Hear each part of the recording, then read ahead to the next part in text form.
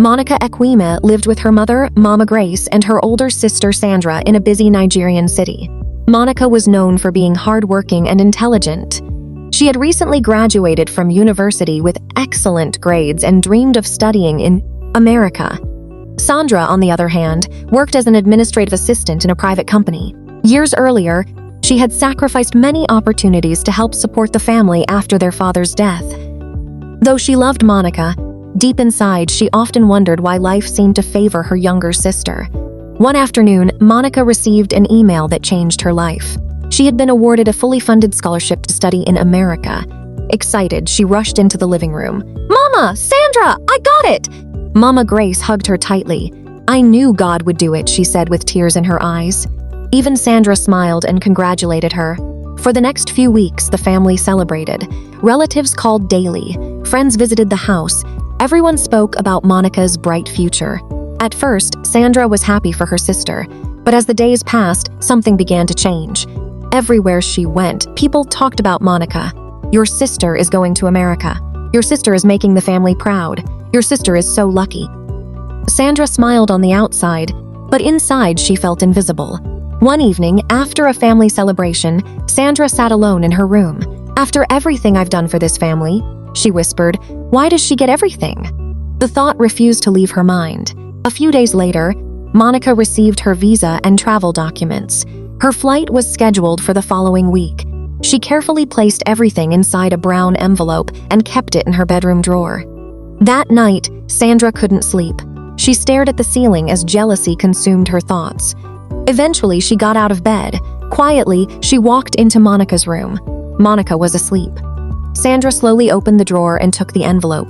For a moment, she hesitated. Then she left the room. The next morning, Monica's scream echoed through the house. "My documents are gone!" Mama Grace rushed into the room. "What happened?" "My passport, visa, everything is missing." The entire house was searched. Every room, every drawer, every bag, nothing was found. Sandra pretended to be shocked. "Maybe someone broke in," she suggested. Days passed. Without the documents, Monica could not travel. Her departure date came and went.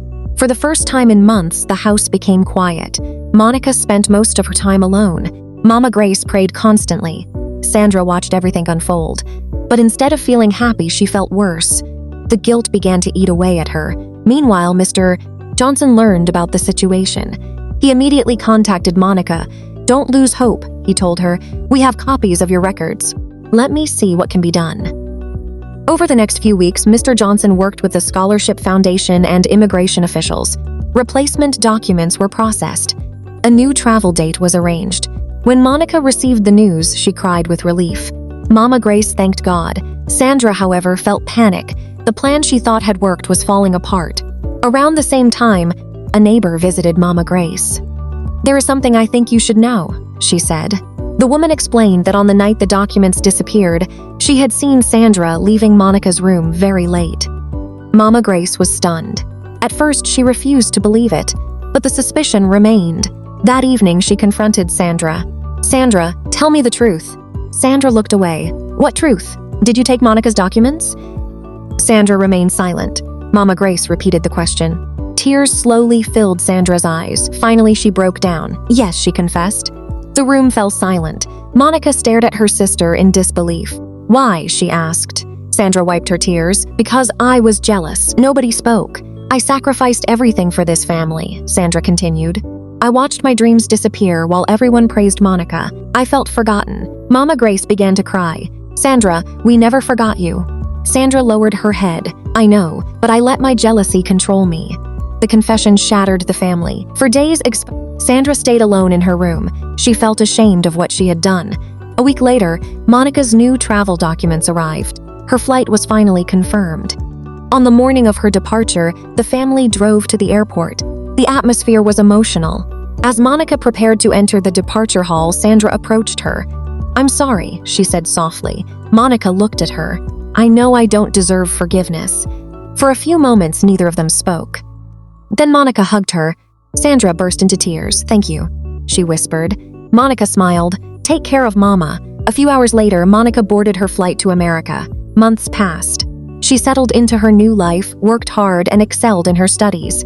Back home, Sandra focused on rebuilding her life. She worked harder than ever and slowly regained her family's trust. Though the past could never be erased, the sisters remained connected through regular phone calls and video chats. One evening, Mama Grace sat smiling as she watched both daughters laughing together on a video call. For the first time in a long while, peace had returned to the family. Thank you for watching. Please like, share, and subscribe to Edo Tales for more captivating stories.